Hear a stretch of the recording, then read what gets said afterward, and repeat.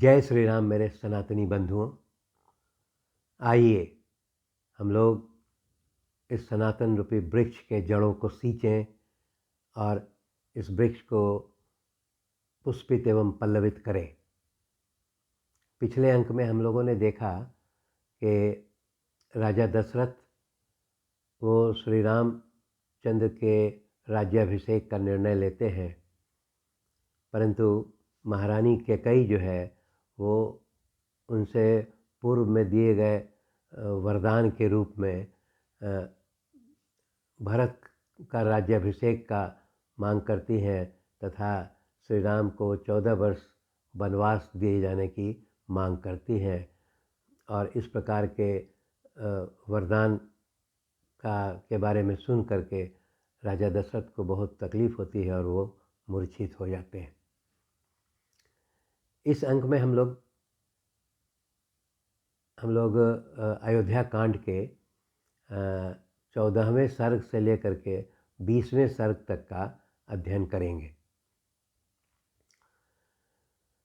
महाराजा जब मूर्छा से सचेत होते हैं तो महारानी कैकेयी जो है उन्हें कटु वचन में कहती हैं कि महाराजा आपने जो है प्रतिज्ञा की थी कि मुझे 2 वरदान देंगे, और जब मैंने वरदान मांगा है तो आप इस प्रकार का व्यवहार कर रहे हैं जैसे मैंने कोई पाप कर दिया है, और इस प्रकार का व्यवहार आपकी मर्यादा के अनुरूप नहीं है।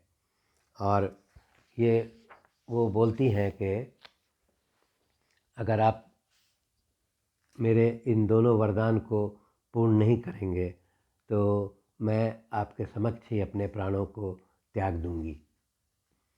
इस पर महाराजा दशरथ बहुत दुखी होते हैं और दुखी होकर के वे कहते हैं कि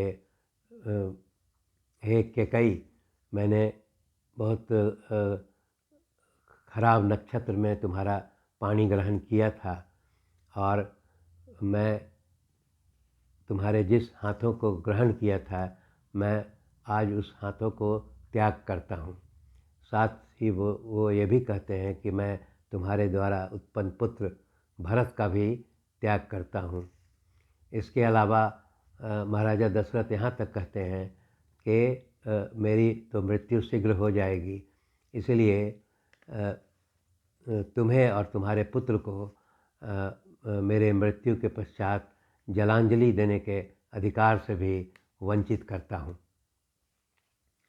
इस प्रकार दोनों राजा और रानियों में वार्तालाप चलता रहता है और रात्रि प्रहर समाप्त हो जाता है और प्रातः काल आ जाता है।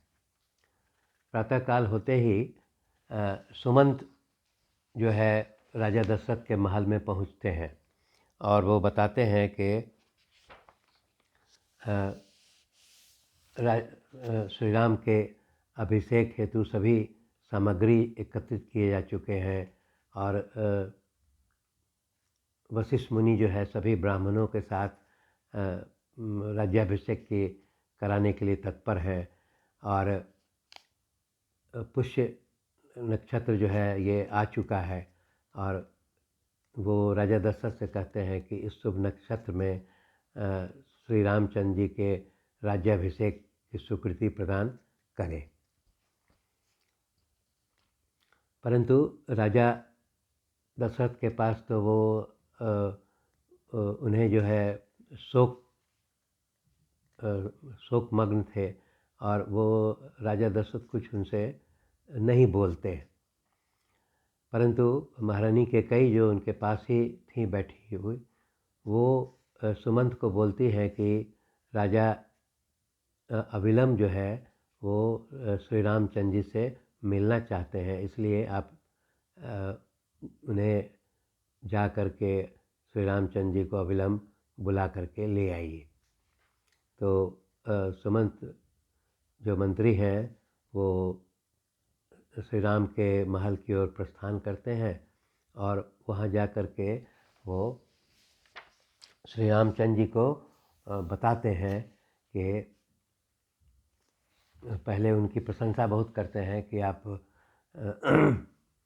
आपके राज्याभिषेक के कारण पूरे शहर में खुशी का माहौल है और आपकी माता कितनी भाग्यशाली है कि आज उनका पुत्र जो है वो अयोध्या का राजा बनने जा रहा है। इस प्रकार का शब्दों का माने वर्णन करते हुए वो श्री राम को बताते हैं कि महाराजा दशरथ और कैकेयी दोनों साथ बैठी हुई हैं और महाराजा दशरथ आपसे अविलंब मिलना चाहते हैं। तो उसमें रामचंद्र जी को बताता है कि रामचंद्र जी भी बहुत प्रसन्न होते हैं और वो इस प्रकार बताते हैं कि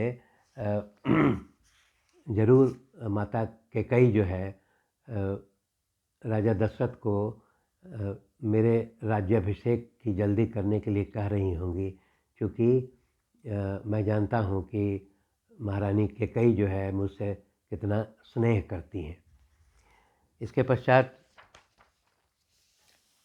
वो सुमंत ऋषि के साथ राजा दशरथ से मिलने के लिए चलते हैं। साथ में लक्ष्मण भी उनके साथ महल की ओर चलते हैं। रास्ते में पूरे शहर की सजावट देखते हैं कि पूरा शहर जो है वो ध्वजा और पताकाओं से सजाया गया है। सारी स्त्रियां जो है रास्ते में उन्हें आशीर्वाद देती हैं और कहती हैं कि सीता कितनी भाग्यशाली है जो कि उन्होंने श्री राम के साथ उनका मिलन हुआ और वो श्री राम आज अयोध्या के राजा बनने जा रहे हैं। तो इस प्रकार और श्री राम को विभिन्न प्रकार की बधाइयाँ देती हैं। अंत में श्री राम जो है वो राजा दशरथ के महल में पहुँचते हैं। तो राजा दशरथ के पास पहुँचने के बाद वो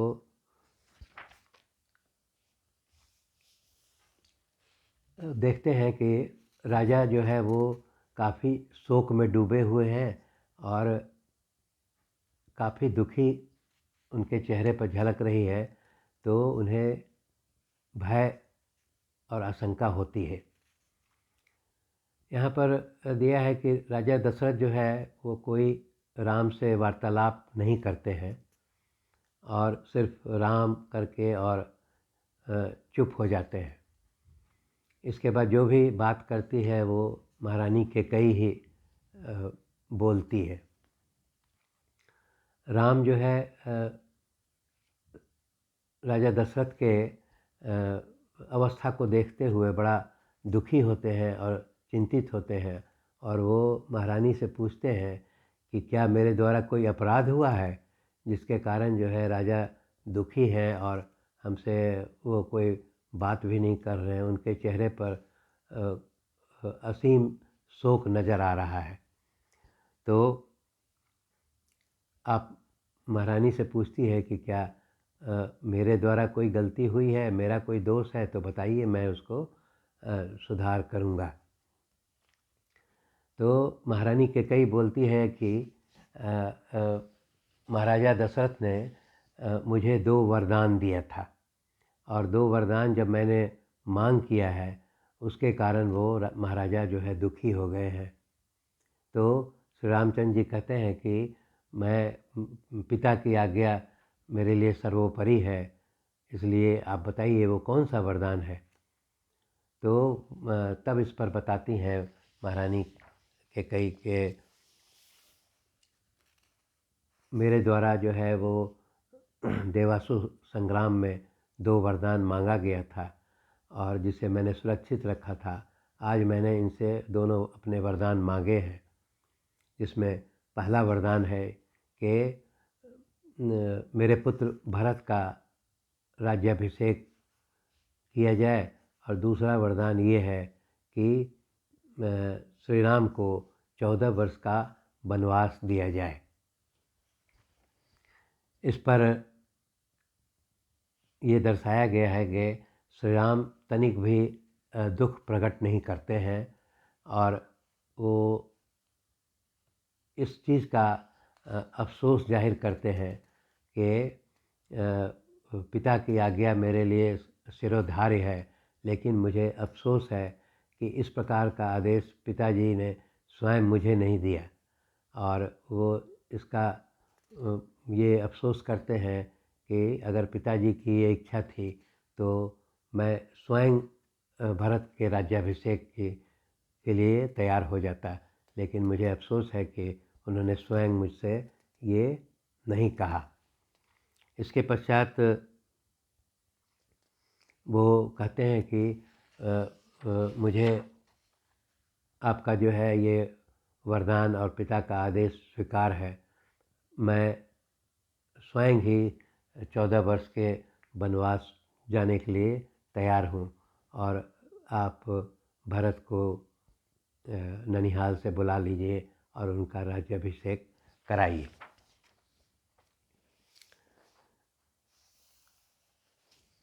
इसमें ये दर्शाता है कि इसके पश्चात वो सबसे पहले अपने माता के महल में जाते हैं और सारी व्यवस्था जो है वो राज्याभिषेक की उसको मना कर देते हैं। सारी जो सुविधा थी उसको मना कर देते हैं और माता कौशल्या के महल में वो पहुंचते हैं। माता कौशल्या से मिलने के समय वो पाते हैं कि माता कौशल्या चूँकि उनको ज्ञात था कि आज श्री राम का राज्याभिषेक होने वाला है, तो वो भजन और पूजन कर रही थी विष्णु भगवान के मंदिर में। वो मंत्रोच्चार कर रही थी और प्रसन्न थी। तो जब राजा रामचंद्र वहाँ पहुँचते हैं तो वो कौशल्या जो है बहुत आशीर्वाद देती हैं और कहती हैं कि तुम हमारे पुत्र हो और तुम्हारे राज्याभिषेक से मुझे बहुत प्रसन्नता हो रही है। तो इसके पश्चात श्री राम जो है बोलते हैं कि माता, अब तुम्हें बहुत बड़े दुख का सामना तुमको करना है, क्योंकि राजा दशरथ ने, पिताजी ने मेरे बदले में भरत को राज्याभिषेक करने का निर्णय लिया है तथा मुझे 14 वर्ष के वनवास भेजे जाने का निर्णय लिया है। ये बात सुन करके माता कौशल्या जो है वो काफ़ी दुखी हो जाती हैं और दुखी होकर के वो अचेत हो जाती हैं और फिर वो ये भी कहती हैं कि मुझे इसमें एक चीज़ बताया गया है कि इससे ये प्रतीत होता है कि वो शिकायत करती हैं कि राजा दशरथ जो है उन्होंने मुझे कभी उचित स्थान नहीं दिया दूसरी रानियों की अपेक्षा और मुझे हमेशा कष्ट रहा। तो मैंने सोचा था कि जब तुम माने रामचंद्र जो है वो राजा हो जाएंगे तो मेरी कुछ प्रतिष्ठा बढ़ेगी। और वो इस बात का बड़ा अफसोस करती हैं कि मैंने कितने व्रत किए, दान किए, संयम किए और पूजा किए, वो सब व्यर्थ चला गया। और वो ये भी बताती हैं कि मैं तुम्हारे बिना जो है ये अयोध्या में नहीं रह सकूँगी, इसलिए मैं भी तुम्हारे साथ चलूँगी, मुझे भी तुम अपने साथ ले चलो। इस पर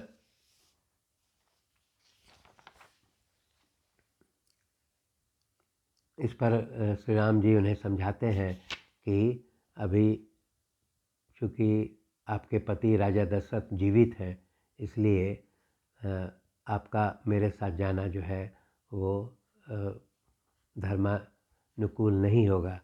और इस प्रकार वो माता कौशल्या को उनसे ये आदेश लेती हैं कि आप मुझे वन जाने का आदेश दीजिए। इस प्रकार ये अंक यहीं पर हम लोग समाप्त करते हैं। अगले अंक में आगे की कथा हम लोग पढ़ेंगे। धन्यवाद।